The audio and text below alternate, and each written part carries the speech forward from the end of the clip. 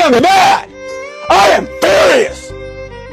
I've got people in Kabul who can't get out, who are dying to leave, falling off of C-17s, dying to get out of the country. I've got friends, I've got women, I've got teachers, I've got professors, I've got people who are texting me every single day saying, Miles, get me out. Get me out of this country because of what your country has done to mine. So you think I'm mad that I wake up in the morning and I have 10 Facebook text messages that say, Miles, how can you help me? Get me a P2. Get me an SIV. Get me to the Kabul airport. Just get me out. Get me to Germany. You think I am mad? Yes, I'm mad. But you know what?